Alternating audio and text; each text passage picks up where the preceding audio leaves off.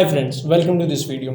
तो इस वीडियो में आज हम रिमेनिंग कॉन्सेप्ट्स पढ़ेंगे जो कि पिछली वीडियो में रह गए थे। कौन कौन से रह गए थे? इनहेरिटेंस और पॉलीमॉर्फिज्म। सही है। तो पिछली वीडियो अगर आपने नहीं देखी तो ज़रूर देख लें, क्योंकि जो पहला और दूसरा कॉन्सेप्ट है ऊप का, कौन कौन सा, इनकैप्सुलेशन और एब्स्ट्रैक्शन, वो मैंने ऑलरेडी पढ़ा दिया है। सही है। तो आज स्टार्ट करते हैं इनहेरिटेंस से। So what is inheritance? Inheritance by definition of English, अगर इंग्लिश में और देखें, मतलब उर्दू में ट्रांसलेट करके देखें तो इसका मतलब है विरासत। मतलब कोई चीज़ आप अपने आबाओ अजदाद, मतलब माँ बाप से ले रहे हैं, जो उनके पास थी, अब आपका हक हो गया। सही है। तो वो आप रीयूजिबिलिटी कर रहे हैं, मतलब उसको रीयूज़ कर सकते हैं। सही है। तो सेम कॉन्सेप्ट ऊप में, मतलब ऊप जब लैंग्वेज बन रही थी तो सेम कॉन्सेप्ट ऊप के बनाने वालों ने भी सोचा कि हम रख सकते हैं। कैसे? ऊप के इम्प्लीमेंटेशन में, मतलब इनहेरिटेंस का जो कॉन्सेप्ट है वो ऊप में किस तरीके से आ रहा है। मिसाल के तौर पे एक क्लास है। सही है। एक क्लास है, इधर रख लेते हैं, एक क्लास है पेरेंट की। सही है, जो पेरेंट के इक्वल है, और एक क्लास है जो कि इक्वल है चाइल्ड के। सही है। अब मैं ये बोलूँ कि पेरेंट के पास बहुत सारी ऐसी खसूसियात हैं जो कि ऑब्वियस सी बात है, वो प्रॉपर्टीज़ हैं, वो चाइल्ड इनहेरिट है। किससे इनहेरिट हो सकती है? किससे? चाइल्ड के साथ। तो इसमें कोई मसले वाली बात नहीं है, क्योंकि वही बहुत सारी चीज़ें हमें पेरेंट की चाहिए होती है, और अगर नहीं चाहिए तो बाय डिफ़ॉल्ट हमारे अंदर आती है इनहेरिट। मतलब अगर हम देखें अपने ब्लड सर्कल में, तो बहुत सारी चीज़ें हमारे पास आ जाती हैं। सही है। हमारे आबाओ अजदाद, ज़रूरी नहीं हो पेरेंट्स हों, बहुत सारे ख़ानदान में और भी फैमिली मेम्बर्स होते हैं, उनकी आ जाती हैं। तो ये बाय डीएनए होता है। सही है। तो वही कॉन्सेप्ट अब हम समझते हैं बाय इम्प्लीमेंटेशन ऑफ इन ऊप। तो स्टार्ट करते हैं। सबसे पहले एक क्लास बना लेते हैं पेरेंट की। सही है जी। पेरेंट में अब देखें, पी हमेशा, मतलब पहला कैपिटल जो वर्ड होगा फाइल का, जो भी क्लास होगी, तो वो बड़ा होगा, RENT। ये तरीका है, सिंटेक्स होगा लिखने का। और स्टार्ट करते हैं पेरेंट, और फिर एक क्लास बनाते हैं चाइल्ड की, जो कि इनहेरिट होंगी किसके साथ? पेरेंट के साथ। सही है। Child, CHILD, child. सही है। तो पेरेंट में चलते हैं दोबारा, और पेरेंट में हम बताते हैं कि क्या क्या खसूसियात हैं पेरेंट के पास। सबसे पहले तो प्राइवेट अगर आपको पिछली वीडियो अगर आपने पढ़ी है ज़रूर, तो आपको इसका मतलब समझ आ गया हो कि प्राइवेट का मतलब ये है कि प्राइवेट के आगे जो भी मैं वेरिएबल बनाऊंगा वो इसी क्लास में यूज़ होगा, दूसरी क्लास में वो यूज़ डायरेक्ट नहीं हो सकता जब तक मैं कुछ मेथड्स इधर ना बनाऊं जिससे वो एक्सेस कर पाए। सही है। वो मेथड्स भी हम बनाएंगे। प्राइवेट स्ट्रिंग लिखूंगा मैं, स्ट्रिंग और नेम, सिंपल सी बात है, फादर और पेरेंट का नेम हमारे पास आता है। सही है। वो इनहेरिटेंस में आएगा। स्ट्रिंग हम रख देते हैं, कलर भी आ सकता है, माँ बाप में से किसी का कलर मैच हो सकता है, LOUR। सही है। प्राइवेट अच्छा, ये नेम और कलर आएगा, और जेंडर भी आएगा ना भाई, सिंपल ही बात है। पेरेंट हैं तो या तो हम मेल होंगे या फीमेल होंगे, तो स्ट्रिंग होगा, जेंडर। सही है। और ये तीन चीज़ अभी फिलहाल समझने के लिए हमारे लिए सही होंगी। सही है। अब देखें, प्राइवेट है ना, अगर किसी और क्लास को इसको यूज़ करना है तो उसके लिए इसको बनाना पड़ेगा। क्या बनाना पड़ेगा मैं आपको बता देता हूँ। जनरेट पे क्लिक करना है। जनरेट पे आपने बनाना है गेटर। अब गेटर के मेथड्स में क्या होता है? सिंपल, ये गेट का मेथड है, अगर आप इस तरीके से भी बना दें खुद ही तो ये यूज़ हो जाएगा। सही है। गेट मेथड कैसे यूज़ होगा? अब देखें, सिंपल गेट मेथड क्या है? पब्लिक है, मतलब ये मेथड कहीं भी यूज़ हो सकता है। तो सिंपल क्या हुआ, इसने अपने अंदर रख लिया प्राइवेट। अब जो है हम डायरेक्टली किसी भी प्राइवेट को नहीं एक्सेस करेंगे, पर इनडायरेक्टली, मतलब गेट के मेथड के थ्रू करेंगे। बस ये सिंपल सी एग्जांपल, मतलब है कि आप प्राइवेट प्रॉपर्टी को किस तरीके से यूज़ कर सकते हैं अगली क्लास में। अब एक और चीज़ मैंने आपको बताया था, कंस्ट्रक्टर। सही है। तो कंस्ट्रक्टर क्या होता था? बाय डिफ़ॉल्ट क्लास के नेम का होता था, और वो बाय डिफ़ॉल्ट जब बनता था जब आप उसको ऑब्जेक्ट बना दो। सही है। लेकिन मुझे इधर बनाना है इसका कस्टम। सही है। कस्टम, और हाँ, कस्टम भी कंस्ट्रक्टर, बिल्कुल कंस्ट्रक्टर एक मेथड है, तो मेथड भी हम मॉडिफाई कर सकते हैं। तो खुद ही बना लेते हैं कस्टम कंस्ट्रक्टर, मतलब वो बाय डिफ़ॉल्ट नहीं बनाएगा, ये चेक करेगा। सही है। Public parent. सही है। अब इसके अंदर मैं क्या वैल्यूज़ दूंगा? जब ऑब्जेक्ट क्रिएट कर रहा हूँ वही वैल्यूज़ दूंगा जो कि इसके अंदर आएंगी, नेम, कलर और जेंडर। मैं बना लेता हूँ इधर, ये अलग नेम है। सही है। ये जो मैं बनाऊंगा इधर, ये वो वाली हैं जिसके अंदर वैल्यू मैं दूंगा जब मैं ऑब्जेक्ट क्रिएट करूंगा। ये वाली नहीं होगी, ये वाली नहीं होगी। सही है। देख रहे भी आप, एरर नहीं दे रहा है ये। सही है। स्ट्रिंग। सही है। नेम हो गया, कलर होगा, मैं बिल्कुल सेम रखूँगा जो नीचे है। सही है। COLOUR। सही है। कलर हो गया, और एक और रख लेते हैं स्ट्रिंग, क्या होगा? जेंडर होगा। सही है। और इसको उठाते हैं, इधर से हटा के इधर रख देते हैं, सही है। तो और नीचे सिंपल ऊपर वाली वैल्यू को, अब जो दिस लगाया ना मैंने, ये दिस इसको एक्सेस नहीं करेगा, जो मैंने हाईलाइट किया इन वाले वेरिएबल्स को नहीं करेगा। दिस का मतलब है क्लास के अंदर जो है, क्लास के अंदर हमारे पास प्राइवेट के सारे वेरिएबल्स हैं, प्रॉपर्टीज हैं, उनको एक्सेस करेगा। दिस डॉट नेम इक्वल हो जाए कौन से वाले के, जब मैं ऑब्जेक्ट क्रिएट करूंगा जो वैल्यू उसमें डालूंगा वो वैल्यू के बराबर नेम, सही है। This dot name equal to this, sorry ये हो जाएगा ये हो जाएगा ये, मतलब 3 चाहिए मुझे, मैंने 3 बार कर लिया। कलर कलर का है, कलर का है, कलर का है, कलर इक्वल टू कलर, और लास्ट वाला जो था वो है हमारे पास gender. This dot gender equal to gender, सही है, जेंडर, ओके, सही है जी।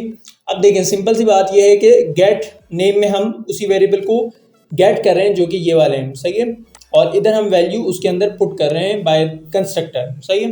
जब हम ऑब्जेक्ट क्रिएट करेंगे जब भी वैल्यू डालेंगे, ये जब सारी चीज़ें इसमें आ जाएंगी, मतलब वेरिएबल के अंदर वैल्यूज आ जाएंगे तो प्रिंट भी करना है, तो मैं इधर बनाऊंगा एक पब्लिक वॉइड, वॉइड का मतलब कोई भी चीज़ रिटर्न नहीं करनी, जस्ट प्रिंट करना है, वॉइड डिटेल।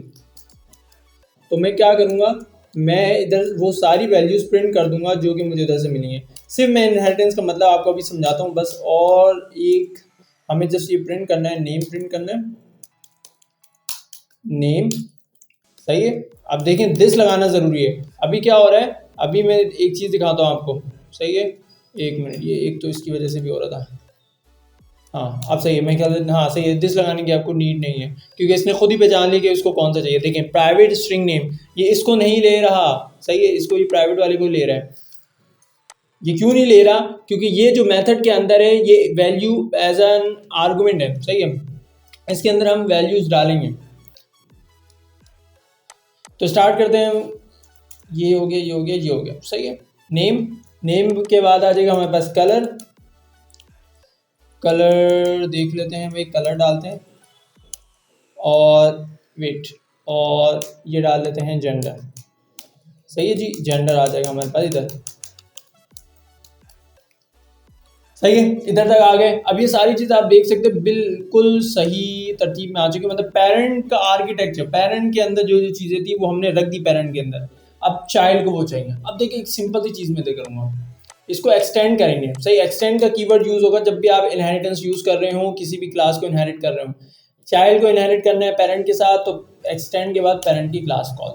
अब ये एक एरर देगा, ये क्यों एरर देगा, क्योंकि जब भी चाइल्ड एक्सटेंड मतलब इनहेरिट होगा उसका कंस्ट्रक्टर बिल्कुल सेम होना चाहिए अपने पेरेंट वाले कंस्ट्रक्टर के साथ। देखें एरर भी ये देगा, there is no default constructor available in parent, सही है, डिफॉल्ट कंस्ट्रक्टर मौजूद नहीं है। कौन सा फिर कंस्ट्रक्टर मौजूद है, जो हमने खुद से बनाया कस्टम, तो फिर चाइल्ड के अंदर भी डिफॉल्ट नहीं होना चाहिए, चाइल्ड के अंदर भी वही चीज़ें होनी चाहिए बाय इनहेरिटेंस जो आ रही हो पेरेंट के पास से।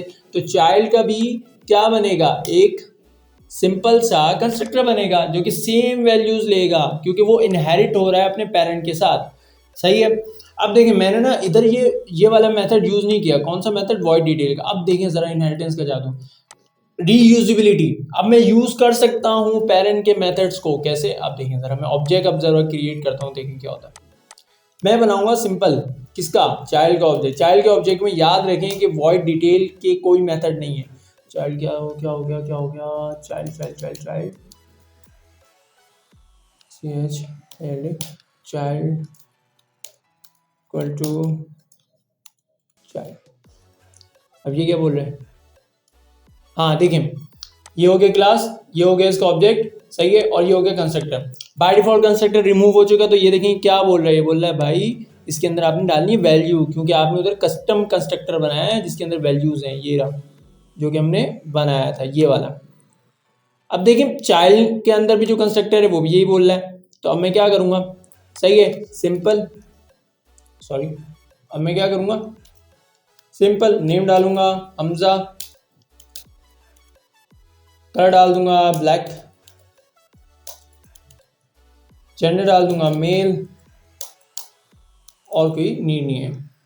और मैं क्या करूंगा, चाइल्ड के अंदर से अब देखिए मुझे प्रिंट करानी है चीज़ें, हालांकि चाइल्ड को दी हैं, सही है, चाइल्ड को दी हैं, लेकिन मुझे मेरे पास देखें डिटेल का मेथड भी आ रहा है, मैं यूज़ कर सकता हूँ इसको, और मैं इसको जब रन करूँगा देखें ये सारी चीज़ें प्रिंट होंगी। क्योंकि अब मैं एक और चीज़ भी आपको बताऊँगा, जो कि थोड़ी सी अमेज लगेगी आपको। एक सवाल भी आपके माइंड में आना चाहिए। बस ये रन हो जाए एक बार और चेक कर लेते हैं कि प्रिंट हुआ या नहीं हुआ, तो देन हम उस सवाल के ऊपर बढ़ते हैं। देखें, हाँ, नेम, कलर, जेंडर सब हो गया। अब मेरा एक सवाल है आपसे कि जब ये कंपाइलर चला होगा जावा का, तो इसने सबसे पहले किसका कंस्ट्रक्टर कॉल किया होगा? इधर दो कंस्ट्रक्टर हैं, एक है चाइल्ड का और एक होगा पेरेंट का। सही है, तो इसका जवाब ये है कि बाय डिफॉल्ट कंपाइलर हमेशा सुपर क्लास मतलब जिस ये देंगे, ये हमेशा कॉल करता है सबसे पहले अपने पेरेंट क्लास को। सही है, पेरेंट क्लास के कंस्ट्रक्टर को, उसके बाद ही अपने चाइल्ड क्लास के कंस्ट्रक्टर को कॉल करेगा। सही है, तो ये थी इनहेरिटेंस। सही है, इनहेरिटेंस में अगर आपके पास कोई और सवाल है तो जरूर मुझे कमेंट में बताएं। सही है, तो अब करते हैं स्टार्ट पॉलीमॉर्फिज्म। सही है, तो एक तो मैं बार बार सही बोल रहा हूँ, आप इरिटेट नहीं होइएगा। स्टार्ट करते हैं पॉलीमॉर्फिज्म। पॉलीमॉर्फिज्म बहुत ही सिंपल है। सही है, मैं इसकी डेफिनेशन भी अभी आपको बताता हूँ। POLYMORPHISM, अगर कोई स्पेलिंग मिस्टेक हो तो बता देना भाई, मेरी स्पेलिंग मिस्टेक हो सकती है। ठीक है, पॉलीमॉर्फिज्म देखिए मुझे बता रहा है ये टाइपों में ना, चले मेरे ख्याल से ये नहीं बता रहा, टाइप ऑफ मिस्टेक नहीं बता रहा, शायद कुछ और ही बता रहा है, अभी यूज नहीं हो उसका बता रहा है। सही है, तो पॉलीमॉर्फिज्म, अब पॉलीमॉर्फिज्म में बाय डेफिनेशन पॉलीमॉर्फिज्म का मतलब है कि दो लफ्जों से मिलकर होना है। पॉलीमॉर्फिज्म का मतलब है मल्टीपल फॉर्म्स, किसी एक चीज के मल्टीपल रिजल्ट आना डिफरेंट कंडीशंस में। सही है, कैसे आना भाई डिफरेंट कंडीशन में? मिसाल के तौर पे इसकी एक सिंपल सी मिसाल है, हमें कोई इतना बड़ा प्रोग्राम लिखने की जरूरत नहीं है, वो लिख सकते हैं हम, लेकिन मैं एक सिंपल सी आपको मिसाल दूंगा। एक मिनट, इसके अंदर एक बनाते हैं मेथड पब्लिक, बनाते हैं किसका, साउंड का एक मेथड बनाते हैं, SO साउंड। सही है जी, साउंड, और ये कर देते हैं स्ट्रिंग, और इसके अंदर लिख देते हैं, बल्कि इसको वॉइड कर देते हैं, ये प्रिंट करेगा system.out.println। सही है, और साउंड कर रहा है हा हा हा। अब देखिए एक चीज में गौर करने वाली है, बाय डेफिनेशन, अच्छा वॉइड में वी बड़ा नहीं छोटा था,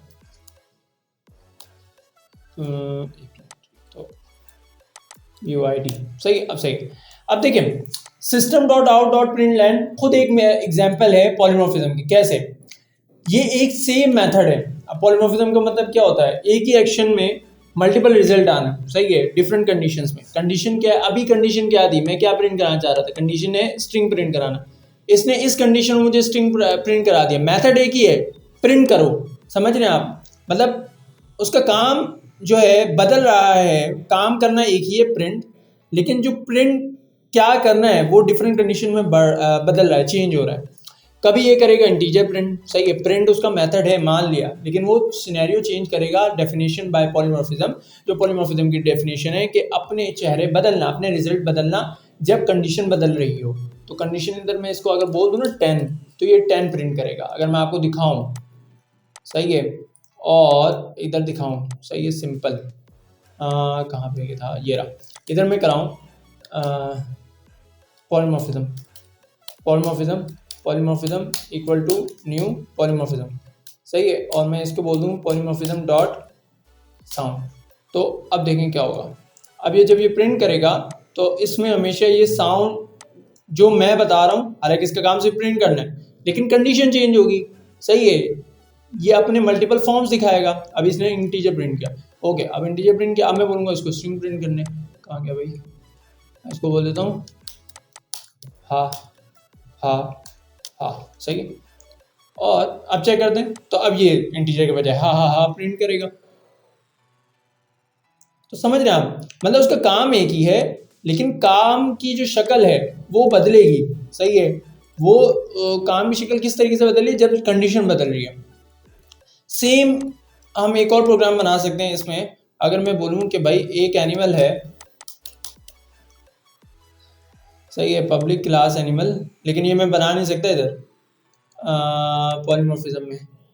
चलो एक काम करते हैं, पॉलीमॉर्फिज्म के अंदर एक साउंड का हमने मेथड बनाया हुआ है। सही है, अब ये साउंड का मेथड है, इसको हम साउंड का ही मेथड रहने देते हैं, लेकिन एक काम करते हैं, इसको क्या करें यार, अगर मैं इसको एब्स्ट्रैक्ट बनाऊं, इसकी कोई एक ऐसी एग्जांपल सोचनी पड़ेगी ना मुझे क्योंकि इसमें इनहेरिटेंस में हम यूज़ कर सकते हैं, बल्कि हाँ इसी में हो सकता है। अब देखें साउंड है, सही है, और साउंड में हम ये कर देते हैं कि पहले बोलते हैं कैट कैट कैट है, बल्कि कैट किसे म्याऊं करती है ना, म्याऊं।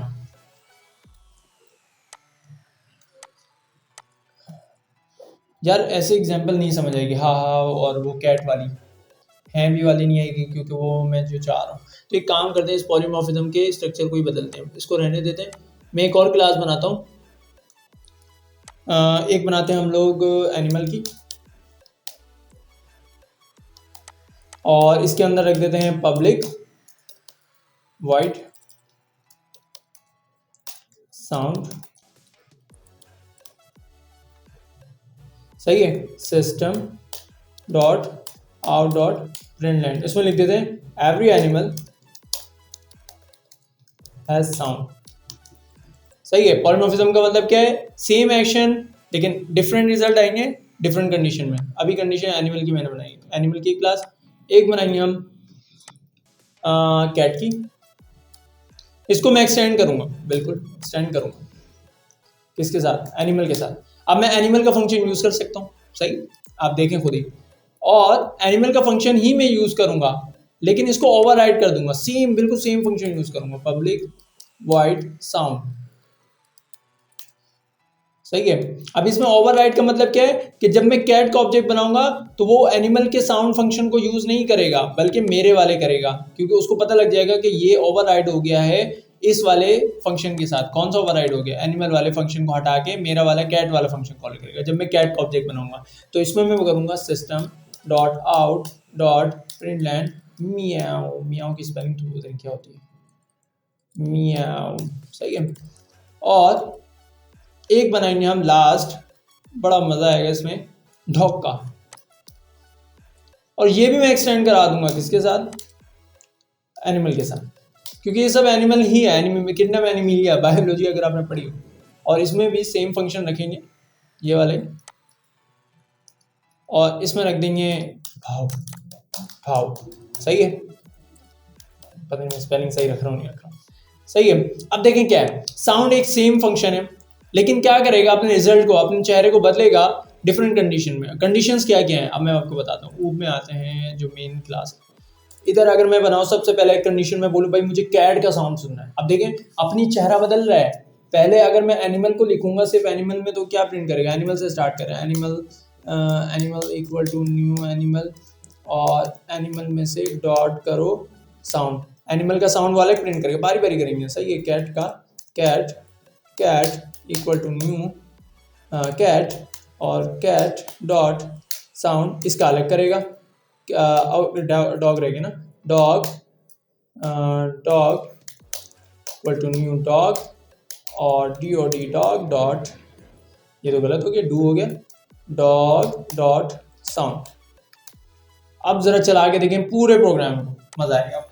अब देखिए साउंड एक ही फंक्शन है, साउंड का काम क्या है कि भाई साउंड बताओ, सही है, साउंड, लेकिन वो बदल रहा है, साउंड बदल रहा है डिफरेंट कंडीशन में। पहले उसकी एनिमल की कंडीशन थी तो मैंने लिखा था every animal has sound, have या हैज, जो मेरी इंग्लिश भी थोड़ी कमजोर है। और जब मैंने बोला कंडीशन कैट की है तो उसने साउंड, सेम साउंड का ही फंक्शन कॉल किया, लेकिन कंडीशन मतलब उसका रिजल्ट बदला और मियाओ मियाओ आ गया। अब क्या आ गया, डॉग आ गया। तो इसी तरीके से ये चीज़ें बदलती हैं। उम्मीद है कि आपको इस वीडियो में सारी चीज़ें समझ आ गई हूँ। अगर आपको कोई भी चीज़ कन्फ्यूजन है आपके पास, और अगर मेरी कोई मिस्टेक आपको पकड़ी गई हो तो मुझे ज़रूर कमेंट में बताएं, सही है। तो मिलते हैं नेक्स्ट वीडियो में, आज की वीडियो के लिए इतना ही, अल्लाह हाफिज़, बाय बाय।